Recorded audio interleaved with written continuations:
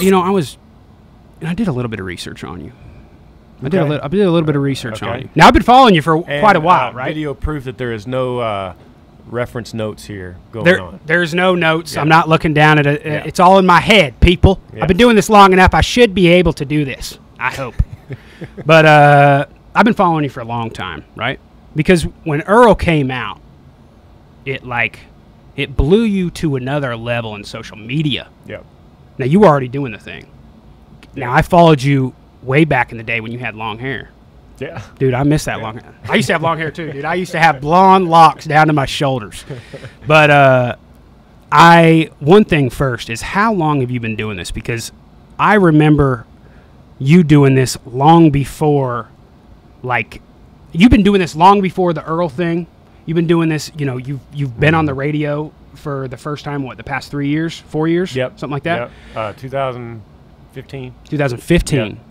And you've been doing it a long time. I remember I think you were on a USO tour in Afghanistan or Iraq. Overseas. Iraq. Okay. Yeah. Yeah. We did several of those. And you've been doing it for a long dang time. Yep. And not only that, but you've been running your own merch.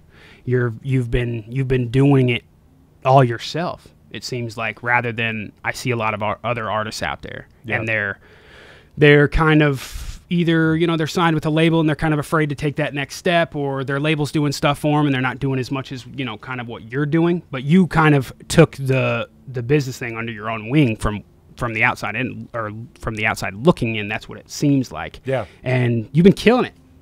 And thanks, man. My thing is, why are other country artists not doing it, and how long have you been touring? That was my first question. Yeah, it's a good question that I always have to ask myself. That same thing. But so how long I've been doing it?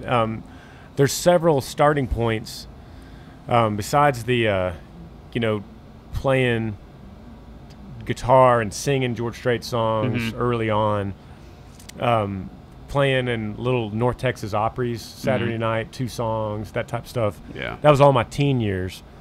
And then I got my first publishing deal in the year 2000 in Nashville. Okay. Moved there for 4 years to write songs, and then really felt the need to start my own band. To move back in 04. Okay. So 2000's one start. 04 is when I started touring. Went back to Texas A&M, and so I between 04 and 06, I wasn't doing much because I was still kind of trying to finish school. Right. Do you bleed red? Maroon. That's right. Yeah. My bad. That's almost. I'm not a Texas boy. I don't know. But yeah. So 06 is when I kind of really I put out my first record that I did at home, which I've done ever since. Right. And then my record deal didn't come till 2014. Wow. So that's kind of another whole new start, was the national side of me. Right. Earl Dibbles came out in 2011. Yep.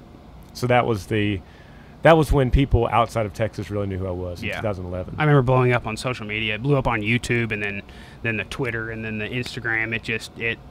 It blew up. And we started putting out videos in about 08. Okay. My brother and I, who's still my manager, we were trying to get a viral video. Shout out to Tyler. And shout out to Tyler. It took about 3 years of maybe 100 videos or more of what's going to work, trying to be funny, trying to come up with different characters. Yeah, because you got a lot of characters. It ain't just Earl. A lot of them. It ain't just Earl. And so many times we thought, oh, this is it. And what we wanted 1 million views. To us, that was viral. Yeah. 1 million views on YouTube. And it took 3 years of a lot of videos, a lot of, oh, this is it. Yeah. And it gets that's how it always goes. 1,500 views. Yep. You know? That's how it is. The biggest video you think that, like, oh man, this is gonna kill. People are gonna love this. It's gonna get trending on YouTube, and then it just tanks. Yeah. You're just like, wow. But with YouTube, like, if you want to be a YouTuber, like, you just got to keep going. Yeah. Because eventually something will pop off, and usually it's something that you don't even think that'll be good. Yeah. It's pretty insane. So by that time, 2011, we had done so many that by the time Earl came out, we didn't know. We were like, do you think it's funny? Yeah. I think it's funny. Yeah. Is it going to work? I don't know. We'll try. Yeah. So I went back and edited that video and put it up, and then instead of 1,500 views, it was like 25,000 in a day. And I was like, whoa, that's different. Yep. And then by the next day, it was like 50. And I'm like, oh crap, and just keeps doubling this is from very there. different for me. Yeah.